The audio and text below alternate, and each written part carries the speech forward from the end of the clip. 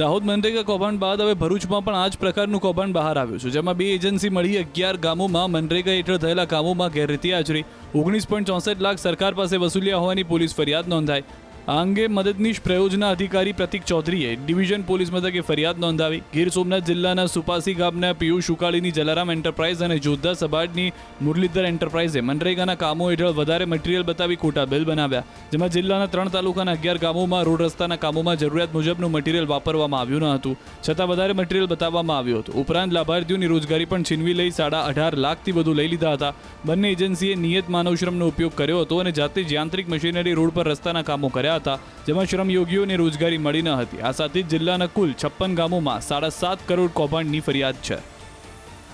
જિલ્લામાં ભરૂચ સિટી એ division police station ખાતે એક એફઆઈઆર નોંધવામાં આવે છે,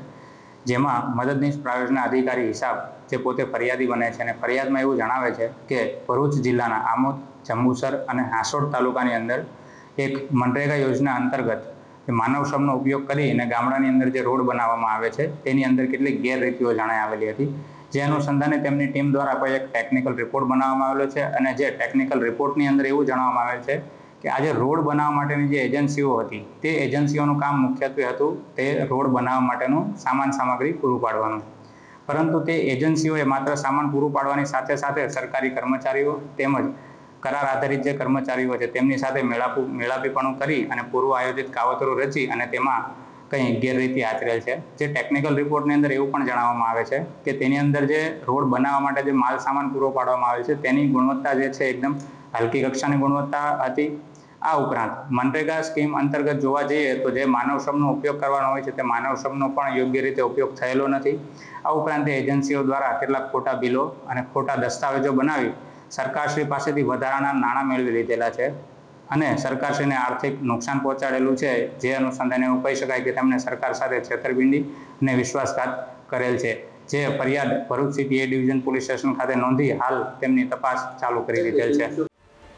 દાહોદ મનરેગા કૌભાંડ બાદ હવે ભરૂચમાં પણ આ જ પ્રકારનું કૌભાંડ બહાર આવ્યું છે, જેમાં બે એજન્સી મળી 11 ગામોમાં મનરેગા હેઠળ થયેલા કામોમાં ગેરરીતિ આચરી 19.64 લાખ સરકાર પાસે વસૂલ્યા હોવાની પોલીસ ફરિયાદ નોંધાઈ। આ અંગે મદદનીશ પ્રયોજના અધિકારી પ્રતિક ચૌધરીએ ડિવિઝન પોલીસ મથકે ફરિયાદ નોંધાવી। ગીર સોમનાથ જિલ્લાના સુપાસી ગામના પિયુષ ઉકાળીની જલારામ એન્ટરપ્રાઇઝ અને જોધા સબાડની મુરલીધર એન્ટરપ્રાઇઝે મનરેગાના કામો હેઠળ વધારે મટીરીયલ બતાવી ખોટા બિલ બનાવ્યા, જેમાં જિલ્લાના 3 તાલુકાના 11 ગામોમાં રોડ રસ્તાના કામોમાં જરૂરિયાત મુજબનું મટીરીયલ વાપરવામાં આવ્યું ન હતું, છતાં વધારે મટીરીયલ બતાવવામાં આવ્યું હતું। ઉપરાંત લાભાર્થીઓની રોજગારી પણ છીનવી લઈ 18.5 લાખથી વધુ લઈ લીધા હતા। બંને એજન્સીએ નિયત માનવશ્રમનો ઉપયોગ કર્યો હતો અને જાતે જ યાંત્રિક મશીનરી રોડ પર રસ્તાના કામો કર્યા હતા, જેમાં શ્રમયોગીઓને રોજગારી મળી ન હતી। આ સાથે જિલ્લાના કુલ 56 ગામોમાં 7.5 કરોડ કૌભાંડની ફરિયાદ છે।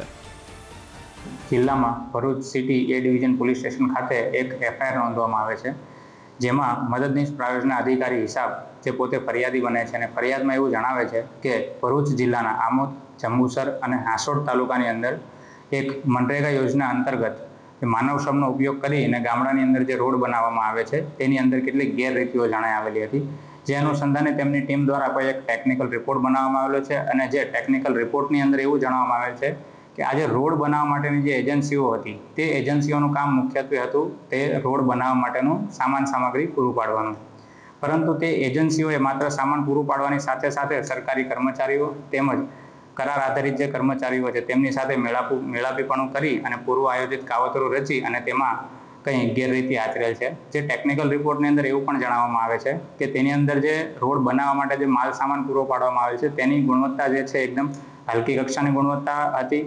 આ ઉપરાંત મનરેગા સ્કીમ અંતર્ગત જોવા જઈએ તો જે માનવ શ્રમનો ઉપયોગ કરવાનો હોય છે તે માનવ શ્રમનો પણ યોગ્ય રીતે ઉપયોગ થયેલો નથી। આ ઉપરાંત એજન્સીઓ દ્વારા કેટલાક ખોટા બિલો અને ખોટા દસ્તાવેજો બનાવી સરકારશ્રી પાસેથી વધારાના નાણાં મેળવી લીધેલા છે